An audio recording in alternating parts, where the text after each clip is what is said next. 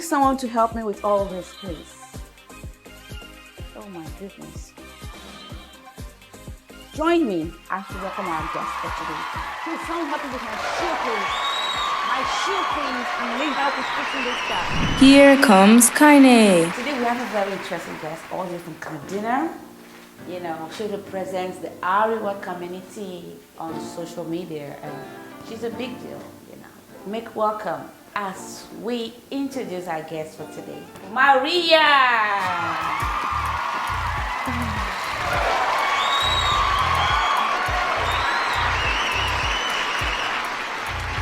You look very beautiful. Thank you. Welcome to the show. Thank you so much. Welcome. Thank you. Now, you said something that I like about you. You said you choose whom you follow and you're mindful of what you consume. These are your words. But it's something that should go across for everyone. So with that, we are guided. Now, going in that, why did you choose to come to the show? I honestly want to portray and just share my knowledge with people. A lot of people are very ignorant about the things that happen down north, how we all have our individual personalities, we have our lives, and people just cap us under, you know, a very, what I'll call a misunderstood set of people, you know. So I mean, I want to let people know that there are different personalities in northern Nigeria. You said you had this 2 weeks of carb eating. Were you bigger than this? I'm a shapeshifter. I can be big like this, and then in the next 2 weeks, I'm smaller. So you actually did not eat carb for 2 weeks? Oh yes, I struggled. I struggled not to eat carbs for 3 weeks, and I think on the last day of the 3rd week, I had rice, because rice is my favorite meal. Yeah, and I didn't lose weight. You didn't lose weight? I didn't. You know, now you know that weight losing, you know, to lose weight is psychological. It's a mind thing. It's not about, but actually it also plays of what you eat. It goes along with. People exercise morning till evening, and then they go and eat like McDonald's double, and then they don't take zero sugar after eating all the carbs. Yeah. You know. Now let's come to something very serious. Now, from your story, which really got me. You're from a broken home. Yeah. With trauma, of course, abuse, bitterness. Yes. Now, coming from that kind of background, and then you now encountered bullying. Yeah. I mean, that's tough for a woman in a society. Yeah. Now, you said you were healed. It's not easy to be healed. Can you share how you went through the process of getting healed from all of this? I don't think I'm 100% healed. I'm still on the journey of healing. These things happened over the years, and it's not just something that you can make disappear.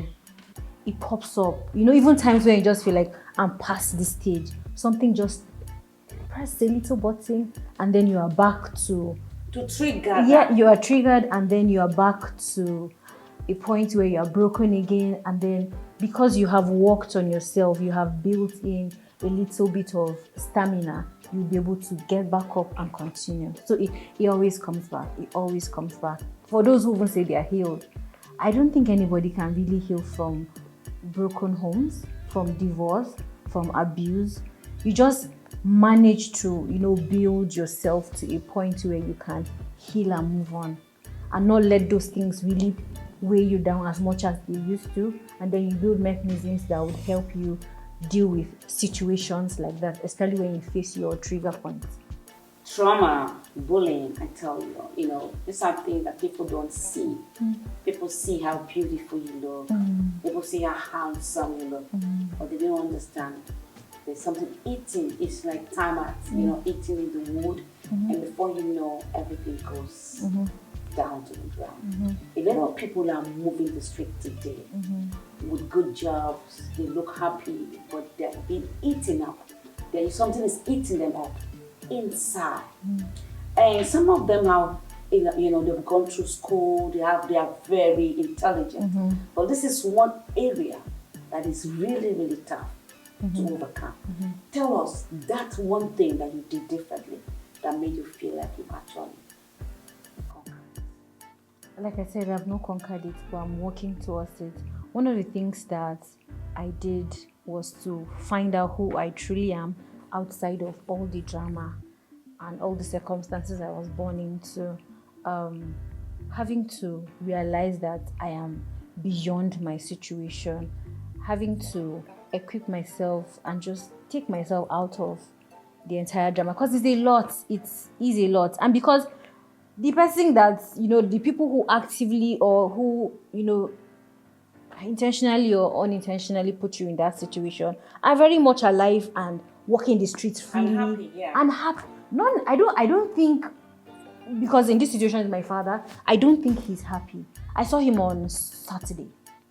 He's not happy, but I mean, he has learned to cope with the situation. So I have tried to make him understand, see, you've hurt me, you are doing this, and even to my sister, you need to, and then you are the child, you don't have any rights. Especially from the north, they tell your father is your father, you don't have a choice, all of that. So you don't know, you're ignorant, that's fine. I know, so I would walk out of it and leave you there even if you don't want to, because I can't keep dragging someone who doesn't want to be free. It's so emotional because this can actually make a good child go bad. It can all actually make, you understand, a child to be stronger and a child, you understand, to have excuse and reason to be bad. Yes. It's just a perfect way to say, you know what? And now, would you advise, because are you still single? Yes, I'm very much single. Now, there's one thing people do. People ask, you want to get married to this person. Where is your family? People try to go back to your roots. Because your father and your mother are not together, that means you're not going to stay in marriage. People try to, do you understand? Yes. Judge people, based judge on us, their background. based us. Is it fair? Is it supposed to be like that? Well, you can't blame them, because these things they're a vicious circle. Because of the things that I've been through, there are some things I would do to defend myself. I have a very toxic relationship with money. I don't joke with money, because that was a weapon my father used to abuse us. My father is comfortable, but he would make you understand, I have this money, but I would not give it to you for reasons best known to him. And when you find yourself in that situation, you buffer yourself with other things. I made it a point of duty to make my own money to a point where I don't need him. I did 3 jobs when I first moved to Kano. I worked in a hospital as I was a marketer for a hospital to get them HMOs, and then I worked with a consulting agency, and I worked in a TV station. I just wanted, because the only shackle he had over me was money. And you wanted to break it. I wanted to break it. Yeah. And I said it's toxic because at every single point, every time I just maybe try to be in a relationship or something, I realized money is a very important thing. I would consider money every single time, because money was always in my head. It's not fair that you judge people based off of their background, but those backgrounds, if you don't actively work, even when you actively work against it or like to correct it, it comes back. So when you don't even work against it at all, people would actually raise eyebrows. They would be careful, she can decide to leave you too, because she's financially okay. Yeah. Wow. Being a woman in this society, I know all over the world, but being a woman in this society is actually very, very. You have to be very strong and defined. You have to be defined, otherwise you can be tossed, And then even when you watch some programs, women do extra to prove a point. Prove a point, yeah. Because there are some places you cannot enter, you have to prove a point. Because when people see you, they judge you. The first thing that comes in their mind is something far from what you're even trying to do. It's so difficult. I don't know. Do you have a word that you can just advise any woman for any goal you're trying to achieve? It's hard for everybody, male and female. And most times people just try to put women on the front burner. But I have 3 younger brothers. And when people say, oh, men this, men that, I am hurt because I know that these boys are growing into this toxic society where everybody's putting women at the front burner, forgetting that the boy child still exists. He has a future too. So let's create room for everybody. If you're finding it difficult, there's a way out. It's difficult for everybody, not just women. Yes, women have our peculiar issues, there's more pressure on us compared to the men, but it is doable. A lot of people are doing it. If you choose not to be lazy, it's doable. But you are then this big, favorite child, so you shouldn't struggle. Because when you come from a home where your dad loves you, I know you say more than issue, but when your dad loves you and he always tells you you're beautiful. Who said? No, but I know your dad loves you. My stepdad, yes. Okay, your stepdad. Yes, my stepdad. Okay, not my dad, you. no. Okay, so he's a tall one. Yes, the one I dance with, Yeah, yes. I thought that was your dad. Oh no, my dad is not in my life. Oh, really? He's not. Oh. He's not So when I saw that, I was like, oh, that's because for a female, for a lady, like when your dad loves you and tells you you're beautiful as a woman, just like the money is making you want to make money, that is how it builds your self-confidence. It pays for fathers to tell their daughters they are beautiful and always make them feel special. People do not understand fatherhood and motherhood. Now in fact, the word feminism and women fighting, all of those things have just made it worse. Children, male and female, get their identities from their father. Any child that lacks a present and intentional father, any child that lacks that in his life will definitely have low self-esteem. It's proven fact. If you do not have a present and intentional father in your life, you would have low self-esteem. And these things just, they just father a child, you're paying school fees, and that's all. You don't know. I dealt with bullying in school. I dealt with all that I dealt with. I bullied people too, because I got to a point where I felt like, I could dish out the best insult in school as a senior, right? I didn't feel beautiful enough. My stepdad did an amazing job. He came into my life when I was 7. And till today, my mother feels like he loves me more than all his children. He has 4 other children with my mom. And the description and the complexity around our relationship is just amazing. People see him and they don't even know that he has other children, because if Maria says this, that's what's going to happen. My mom was even saying it on Sunday when we came back and we're planning her 50th, and she was saying, I know if you discuss with Maria, that's all, whatever she says is final. So whatever you put decide, just make sure that you at least let us know. Yes, pick at least something that I want for myself that day. He was very active in my life. He had a big role and he took on that role with so much grace and compassion, because at some point I revolted.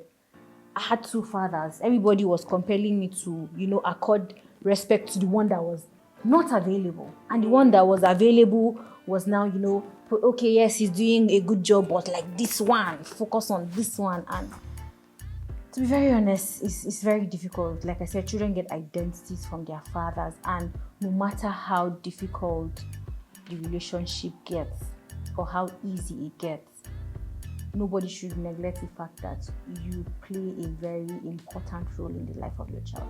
Children can be difficult, they can be easy, some can be problematic, but you are their father. You are still their father. We'll be right back. Catch up on our weekly programs on the Kranda show, from pillow talk to talk shows and kitchen sessions. The streets are not left out, as we also engage via our street hangouts and student dialogue. Entertainment at its peak with music star and sports review with a host of other exciting programs. Tune into our YouTube channel and other social media channels at the Kranda show to stay engaged all day long. Welcome back. This is a very emotional part of our talk. And this happens everywhere in our society. If it's not to one, at least to someone you know, or to a family friend, or to a neighbor. Now, you have experienced all this. What are you looking for when you get married? Now, this is what I want to do different to correct where I'm coming from. First of all, there are things I would not settle for. Physique and all of those things are not important in the grand scheme of things, to be honest. Sometimes I wouldn't even want to put myself first when I'm thinking of settling down. I think I'll put my children first, because at least I'm an adult. I'm the adult in the situation. The children are innocent and vulnerable. So I would look out for them. I want somebody who understands fatherhood.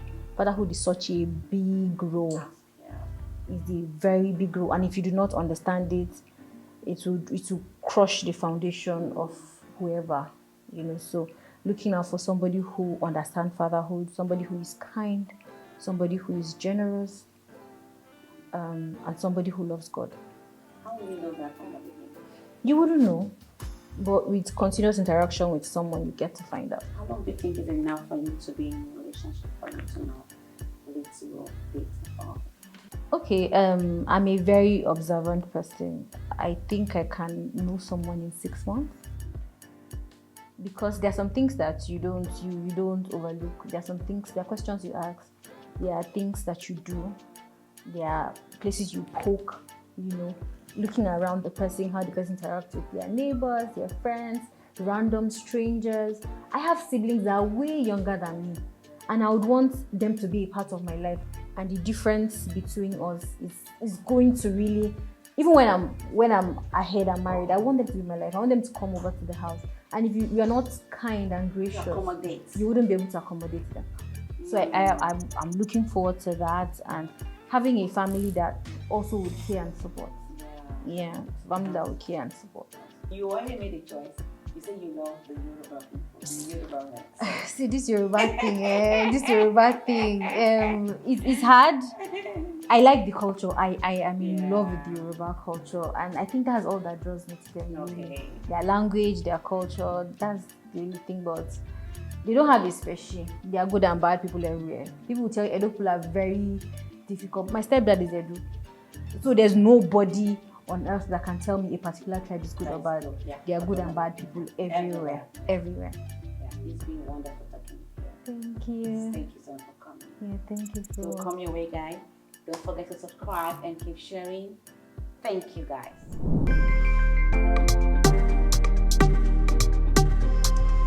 It's time to talk.